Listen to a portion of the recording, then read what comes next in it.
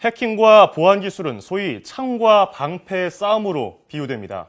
하지만 공세적으로 허점을 노리는 해킹에 비해서 보안은 수동적인 입장에서 한 발 늦게 대처해야 한다는 한계가 있습니다. 이렇게 공격을 노리는 테러의 성격을 띠는 경우도 있지만 개인 정보나 비밀을 빼내서 경제적인 이득을 취하려는 경우가 더 많습니다. 실제로 YTN을 비롯한 국내 언론사와 금융기관을 공격했던 3.20 사이버 테러가 파괴나 혼란을 노린 대표적인 예라면 카드 3사 개인정보 유출 사고와 포스 시스템 해킹 등은 경제적인 이득을 얻으려는 예가 되겠죠. 이처럼 개인정보가 무더기로 빠져나가는 금융보안 사고를 막기 위해서 지난해 정부는 사용자 보호 정책을 대폭 강화했습니다.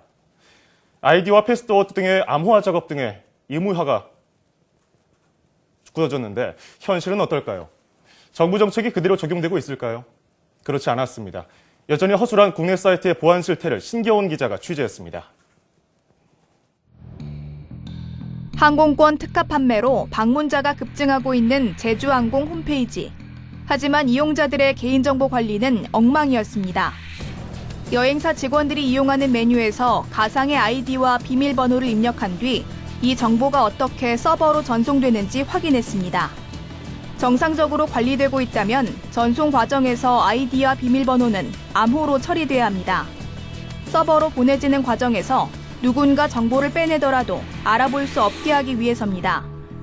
하지만 아이디와 비밀번호가 그대로 노출된 채 전송되고 있었습니다.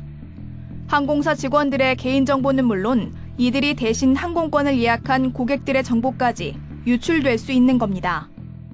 작게는 원하지 않는 스팸 문자를 받을 수가 있고요. 크게는 다른 위조 범죄와 결합돼서 대포 통장이라든지 대포폰을 자기 명의로 개설되는 그런 피해를 볼 수가 있습니다.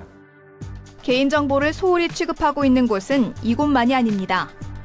국립병원은 물론 유명 사립대, 심지어는 기업을 상대로 고객정보 유출 공익소송을 제기한 시민단체까지 개인정보 보호에 구멍이 있었습니다.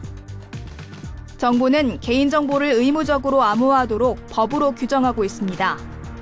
그러나 부실한 관리 시스템은 좀처럼 개선되지 않고 있습니다. 실제로 암호화되지 않은 개인정보는 얼마나 쉽게 유출될까? 주민번호가 암호화되지 않은 경찰병원 사이트를 통해 확인해봤습니다. 진료 예약란에 이름과 주민번호를 입력하고 다른 컴퓨터에서 네트워크 분석 프로그램을 가동했습니다. 그랬더니 1분도 지나지 않아 사이트 사용자가 입력한 주민번호가 다른 컴퓨터에서 확인됩니다. 서버에 전송 중인 정보를 컴퓨터 프로그램을 통해 본 것인데 주민번호를 암호로 바꿔놓지 않다 보니 그대로 노출되는 겁니다.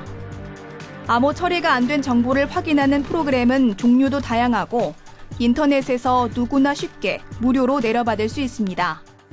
그러니까 사실은 이런 프로그램 자체를 무슨 해킹 툴이라고 부르기도 좀 민망한 툴이거든요. 그래서 이 정도에 대해서 대책이 안 세워져 있다는 것은 좀 큰 문제라고 하겠습니다. 정부는 지난해 발생한 카드사 개인정보 무더기 유출 사건 이후 과징금과 벌금을 높였습니다. 하지만 암호화 시스템을 구축하면 사이트의 속도가 느려지거나 추가 비용이 발생하는 것을 우려한 일부 업체들 때문에 강화된 규정이 무용지물이 되고 있습니다. YTN 사이언스 신경은입니다.